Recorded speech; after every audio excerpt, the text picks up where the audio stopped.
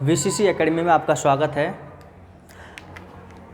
जो आपने last video जो ब्लड की जो आपने देखी थी उसको अपन आगे और बढ़ाते हैं।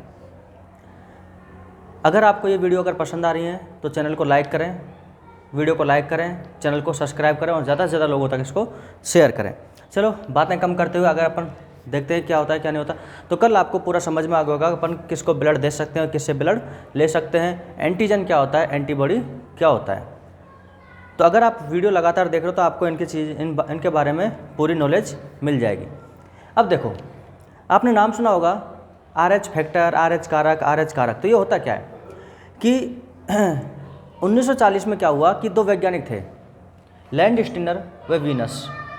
1940 में दो वैज्ञानिक ने, लैंडस्टीनर और वीनस। इन दोनों वैज्ञानिकों ने एक बंदर पर जिसका नाम था रीसस, उस बंदर का क्या नाम था, रीसस। तो इन दोनों वैज्ञानिकों ने रीसस नामक वैज्ञानिक पर, वो जो बंदर था उस बंदर पर अपना जो है खोज की। और इस पर खोज क्या की कि जो उस बंदर की जो RBC थी, उस बंदर की जब उन्होंने RBC को लिया तब उन्होंने देखा कि जैसे मनुष्य की जो RBC है, जब उन्होंने पहले जब खोज की कि RBC पर एक प्रोटीन की जो संरचना पाई जाती है उसको अपन ने क्या नाम दिया, एंटीजन। लेकिन जब बंदर की जब RBC को देखा गया उस पर दो संरचनाएं पाई गई। दो संरचनाएं दोनों किसकी थी, प्रोटीन की बनी हुई थी। रीसस नामक बंदर की जो RBC थी उस RBC पर कितनी संरचनाएं थी, दो संरचनाएं, और दोनों किसकी बनी हुई थी, प्रोटीन की। अब जब वैज्ञानिकों ने देखा कि दोनों की दोनों प्रोटीन की बनी है, अगर हम इनको दूसरा नाम देंगे, पहले हम उसको एंटीजन नाम दे चुके हैं, अगर हम अब इसको दूसरा नाम देंगे तो इसका मतलब है कि हमने जो बात कही वही क्या हो जाएगी, गलत हो जाएगी। तो इन्होंने अभी भी उसको एंटीजन नाम दिया। पहले भी एंटीजन था जो मनुष्य की जो RBC थी उस पर, और जो बंदर की जो RBC है अब उस पर जो प्रोटीन की जो संरचना पाई गई है उनको एंटीजन नाम दिया। लेकिन उस एंटीजन को क्या बोल दिया इन्होंने, RH। मतलब रीसस किसे वहाँ से ले लिया इन्होंने, RH, तो RH एंटीजन। इसी को अपन किस नाम से जानते हैं, RH कारक, RH फैक्टर। अब इन्होंने जब वापस इंसान की जब RBC ली और बहुत सारे इंसानों की जब RBC की है खोज की, वापस जब चेक किया तो इन्होंने देखा कि बहुत सारे लोगों की RBC पर ये दोनों संरचनाएं पाई जाती हैं और बहुत सारे लोगों की RBC पर ये संरचनाएं नहीं पाई जाती। जिनकी RBC पर ये दूसरी संरचना पाई जाती है जिसको नाम दे दिया RH फैक्टर में प्लस, और जिन पर नहीं पाई जाती उसे बोल दिया माइनस। तभी जाके जो ब्लड ग्रुप जो होता है अपन जानते हैं एंटीजन के आधार पर ब्लड ग्रुप कितने प्रकार का होता है, 4 प्रकार का, AB और O। अब जिनके ऊपर रीसस जो बंदर पर जो खोज की गई थी, अगर RH फैक्टर उपस्थित होता है तो प्लस हो जाएगा और अगर अनुपस्थित होता है तो क्या हो जाएगा, माइनस। अगर पाया जाता है RH फैक्टर तो प्लस और अगर नहीं पाया जाता तो माइनस। जैसे मान के चलो किसी व्यक्ति का अगर ब्लड ग्रुप अगर A पॉजिटिव है, इसका मतलब है उस पर RH फैक्टर पाया जाता है। अगर किसी व्यक्ति का ब्लड ग्रुप O नेगेटिव है मतलब उस पर RH फैक्टर नहीं पाया जाता। तो अपन ने कल एक चीज़ देखी थी यहाँ पर, सर्वग्राही AB पॉजिटिव और सर्वदाता O नेगेटिव। इसका मतलब है यहाँ पर RH फैक्टर क्या है, प्लस में उपस्थित है और यहाँ पर अनुपस्थित है, RH फैक्टर अनुपस्थित है। तो ये छोटी छोटी बातें एग्जाम में यहाँ से पूछ लेता है कि 1940 में किसने खोज की, लैंडस्टीनर व वीनस ने। रीसस नामक वैज्ञानिक पर प्रोटीन की संरचना RH कारक दिया जिससे प्लस माइनस का क्या होता है, निर्धारण होता है।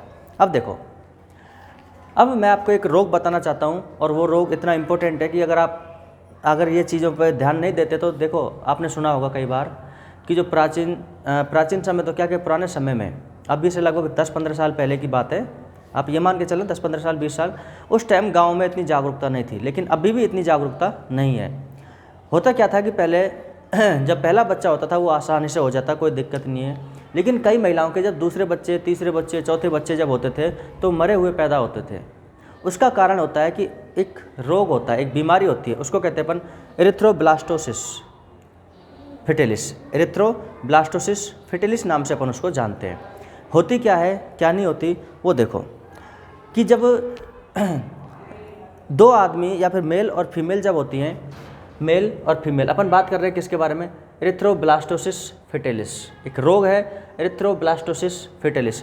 नॉर्मल अवस्था क्या होती है, नॉर्मल अवस्था होती है कि अगर किसी भी व्यक्ति का ब्लड ग्रुप अगर A पॉजिटिव मतलब पॉजिटिव है और फीमेल का भी पॉजिटिव है तो कोई बीमारी नहीं होगी, ये वाली बीमारी नहीं होगी। अगर मेल का नेगेटिव है फीमेल का नेगेटिव है तो भी कोई बीमारी नहीं होगी। अगर मेल का नेगेटिव है, फीमेल का पॉजिटिव है तो भी बीमारी नहीं होगी। मतलब बच्चे सामान्य रूप से पैदा हो जाएंगे, कितने ही कर लो आप। कि सर समझाना क्या चाह रहे हो?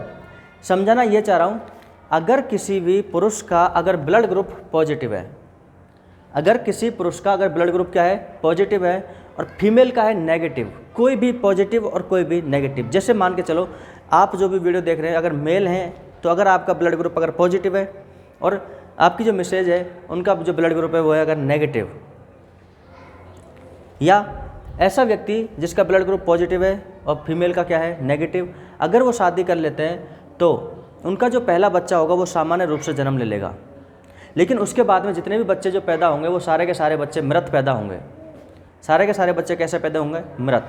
और इसी रोग को अपन किस नाम से जानते हैं? Erythroblastosis fetalis. एरिथ्रोब्लास्टोसिस फिटेलिस के नाम से अपन इस रोग को जानते हैं।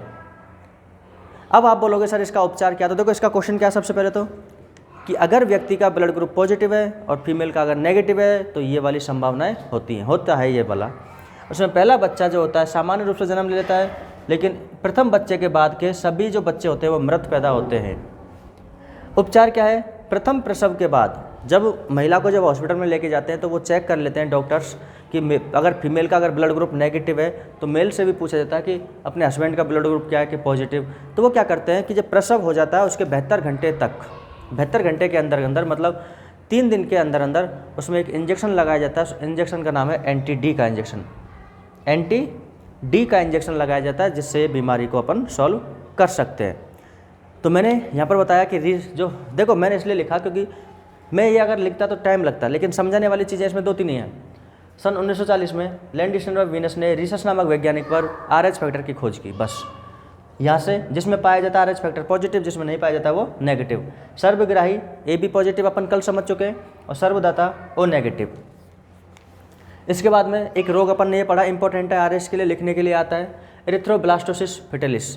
इसमें क्या होता है कि अगर मेल का ब्लड ग्रुप अगर पॉजिटिव है और फीमेल का अगर नेगेटिव है, कोई भी पॉजिटिव नेगेटिव, जैसे A पॉजिटिव B पॉजिटिव, ये सारे के सारे पॉजिटिव है और इनमें सारे के सारे नेगेटिव है, तो अगर ऐसी स्थिति होती है तो इनमें पहला बच्चा सामान्य रूप से जन्म ले लेता है। उसके बाद में जितने भी बच्चे होते हैं वो सारे के सारे कैसे पैदा होते हैं? मृत पैदा होते हैं। इसी रोग को अपन किस नाम से जानते हैं? एरिथ्रोब्लास्टोसिस फिटेलिस के नाम से इसको अपन जानते हैं। अगर इसका आपको ट्रीटमेंट करना है तो ट्रीटमेंट आप कैसे करोगे कि महिला को प्रसव के बाद में 72 घंटे के अंदर अंदर एंटी-डी का इंजेक्शन लगाया जाता है, जिससे कि उसको इस बीमारी से आप बचा सकते हो। तो अब अपन आगे देखते हैं जो मेन जो टॉपिक जो चालू होता है कि ब्लड होता क्या है। अभी तक तो अपन ने सिर्फ ये देखा है कौन रक्त ले सकता है, कौन दे सकता है, क्या क्या एरिथ्रोब्लास्टोसिस क्या है, तो ये तो नॉर्मल चीज़ें हैं। जो ब्लड जो स्टार्ट होना है वो तो अब होना है। जो मेन जो ब्लड की जो चीज़ें हैं वो अब आपको देखने को मिलेंगी। तो आप बिल्कुल इस तरीके से ब्लड को समझना जैसे आपने मतलब कभी पढ़ा ना हो, बिल्कुल जीरो से आप हाई लेवल तक पहुंच जाओगे। तो आगे स्टार्ट करते हैं ब्लड में, ब्लड होता क्या है, क्या क्या इसकी चीज़ें हैं।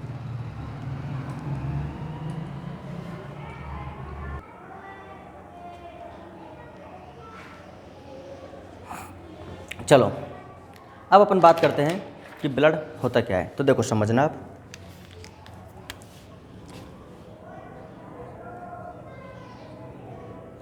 अगर हम ब्लड की बात करें तो ब्लड जो होता है उसको अपन 2 भागों में बांटते हैं। ब्लड को अपन कितने भागों में बांटते हैं? 2 भागों में। एक तो होता है द्रव भाग और एक होता है उसका ठोस भाग। द्रव भाग बनाता है लगभग कितने परसेंट? 55%। और ठोस भाग बनाता है कितने परसेंट? लगभग 45%। ये आप सब कुछ पढ़ चुके हो। जो इसका द्रव भाग होता है इसे अपन एक नाम से जानते हैं जिसका नाम है प्लाज्मा। किस नाम से जानते हैं? प्लाज्मा। और जो ठोस भाग होता है इसमें मुख्य रूप से कणिकाएं पाई जाती हैं। क्या पाई जाती हैं? कणिकाएं। और ये जो कणिकाएं होती हैं 3 प्रकार की होती हैं। कितने प्रकार की होती हैं? 3 प्रकार की। एक होती है RBC, एक होती है WBC और एक होती है प्लेट्स या बिम्बाणु। प्लेट्स या बिम्बाणु, ठीक है।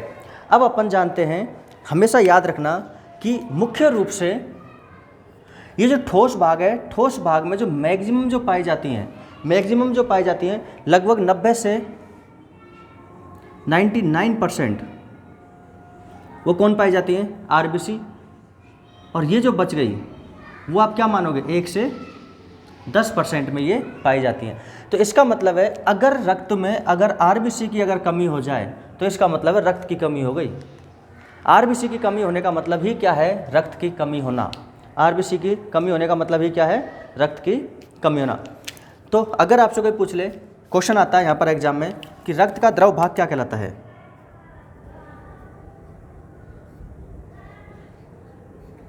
रक्त का द्रव भाग क्या कहलाता है? तो आंसर क्या होगा? आप बोलोगे सर प्लाज्मा। तो रक्त का द्रव भाग क्या कहलाता है? प्लाज्मा। अब देखो, मैं आपको वापस कल वाले 3 शब्द बता रहा हूँ यहाँ पर, समझना आप, देखना। एक शब्द होता है एरिथ्रो, एक होता है ल्यूके और एक होता है साइटो। साइटो तो अपन अभी लिखेंगे, चलो। एक होता है थ्रोम्बो।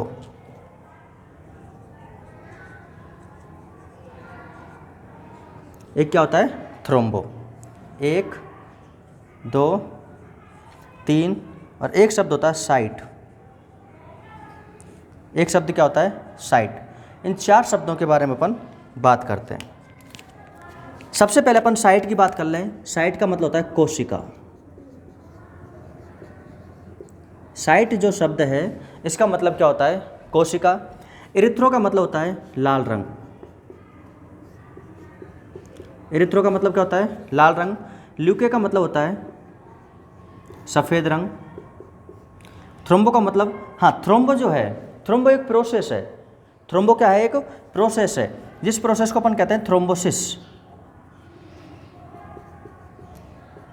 किस नाम से जानते हैं? थ्रोम्बोसिस के नाम से जानते हैं। तो सबसे पहले अपन क्यों ना यहाँ पर किसको समझ लें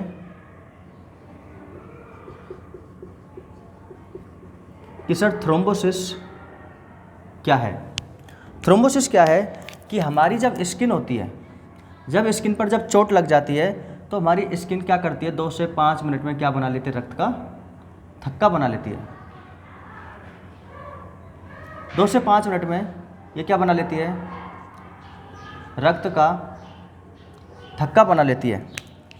और ये जो रक्त का जो थक्का बनाने की जो प्रक्रिया है, और इसे अपन किस नाम से जानते हैं? थ्रोम्बोसिस के नाम से जानते हैं।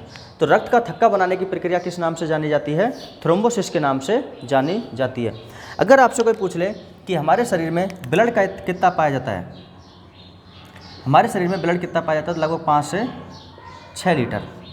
अगर ऐसे रक्त का थक्का नहीं बना और रक्त निकलता रहा तो 5 से 6 लीटर रक्त है वो तो निकल जाएगा, तो व्यक्ति की क्या हो जाएगी? सिंपल सी बात है, मृत्यु हो जाएगी। ठीक है। तो थ्रोम्बोसिस क्या होता है? रक्त का थक्का बनने की प्रक्रिया क्या कहलाती है? थ्रोम्बोसिस कहलाती है। और व्यक्ति के, मानव के शरीर में रक्त कितना होता है? लगभग 5 से 6 लीटर। चलो, तो ये आपके समझ आ गया थ्रोम्बोसिस। अब अपन बात करते हैं नेक्स्ट वाली। नेक्स्ट वाली कौन कौन सी? तो देखो समझो। इरिथ्रो का मतलब होता है लाल रंग, साइट का मतलब होता है कोशिका। अगर इरिथ्रो के बाद में मैं अगर साइट जोड़ दूं, ऐसे ही ल्यूके के बाद में साइट जोड़ दूं और थ्रोम्बो के बाद में अगर मैं साइट जोड़ दूं तो क्या बनेगा? तो मैं पे लिख रहा हूँ 3 चीज़ें और इम्पोर्टेंट है सारी की सारी, एग्जाम में पूछता है। मैंने पहला शब्द जोड़ा, इरिथ्रो के पीछे क्या जोड़ दिया? साइट। फिर मैंने जोड़ दिया ल्यूके के पीछे साइट। फिर मैंने जोड़ दिया थ्रोम्बो के पीछे साइट।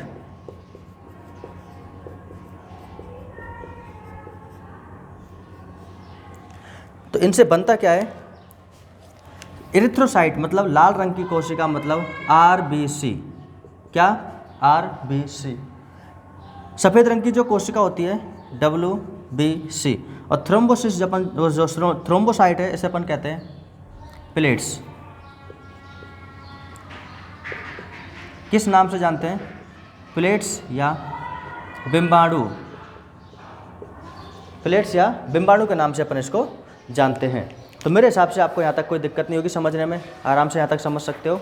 एक बार स्क्रीनशॉट ले लो जो भी लेना है उसका। चलो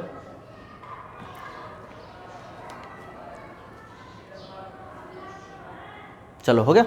अब अपन आगे बात करते हैं। तो ये इंपॉर्टेंट है, एरिथ्रोसाइट, ल्यूकोसाइट, थ्रोम्बोसाइट।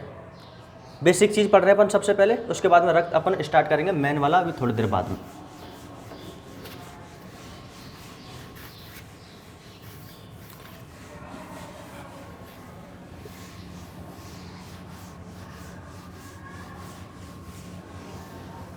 देखो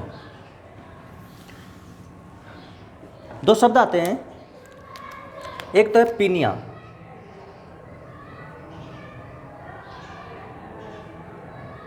एक शब्द तो क्या है पीनिया, और एक शब्द है साइटोसिस।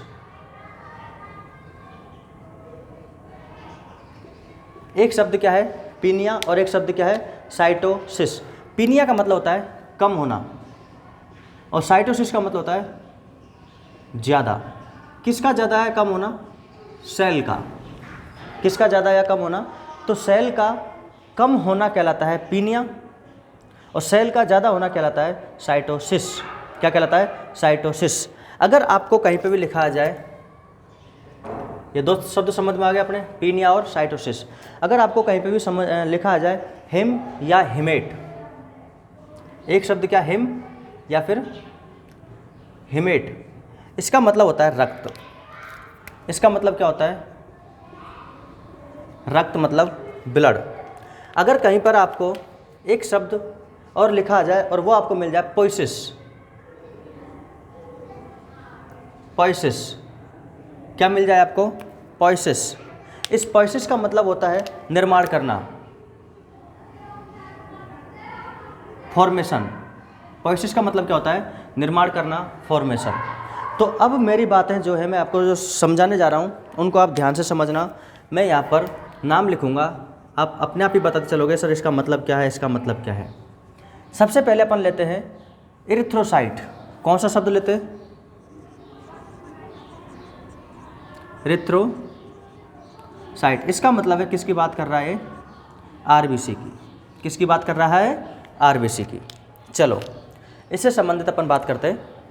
देखो अगर मैं इस एरिथ्रो के बाद में, अगर मैं इस एरिथ्रो के बाद में क्या लगा देता हूँ, जैसे पीनिया लगा दूँ, क्या लगा दूँ?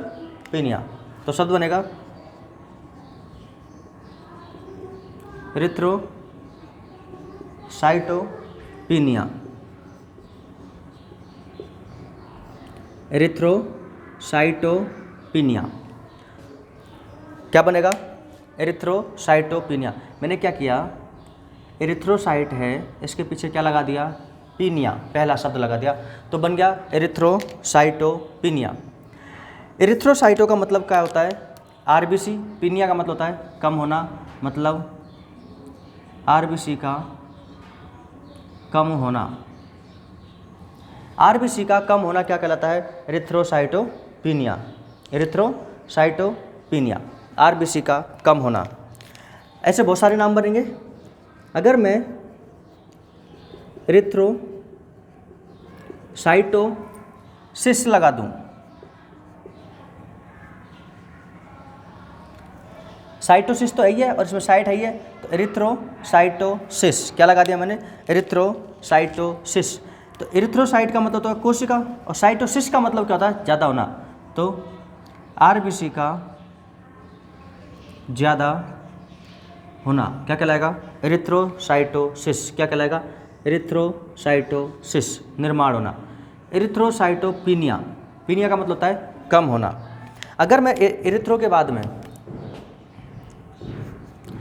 बाद में मैं पोइसिस लगा दूं तो बनेगा एरिथ्रोसाइटोपोइसिस। एरिथ्रोसाइटोपोइसिस क्या बन गया? एरिथ्रोसाइटोपोइसिस। इसका मतलब क्या होगा? एरिथ्रो का मतलब होता है आरबीसी, एरिथ्रोसाइट का मतलब क्या होता है? आरबीसी। पोइसिस का मतलब होता है निर्माण होना, तो आरबीसी का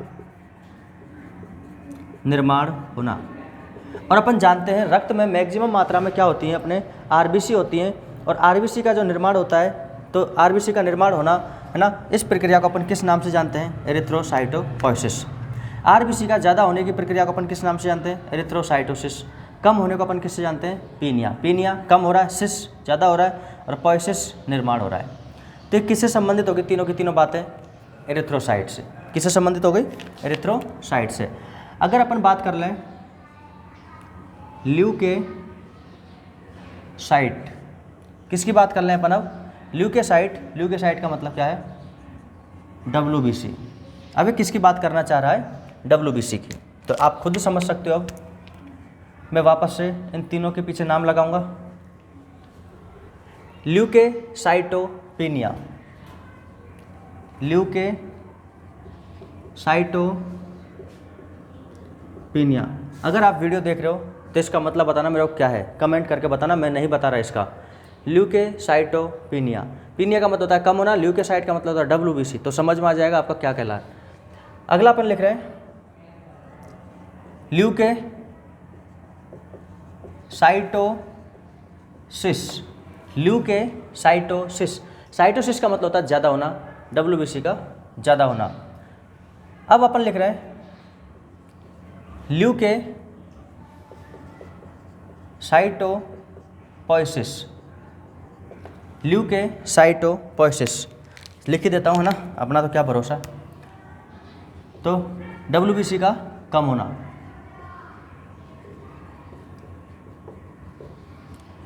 WBC का ज़्यादा होना। ल्यूकेसाइटोपोइसिस, WBC का निर्माण होने की प्रक्रिया। WBC के निर्माण होने की प्रक्रिया। ये एग्जाम्स में, हर एग्जाम्स में क्वेश्चन ऐसे देखने को मिलते हैं। अब आप मानो चाहे ना मानो। इसके बाद में अपन बात करते हैं एक नेक्स्ट जो है अपने एरिथ्रोसाइटोसिस हो गया, ल्यूकेसाइट हो ही गया। अब बताओ देखो कौन सा आता है?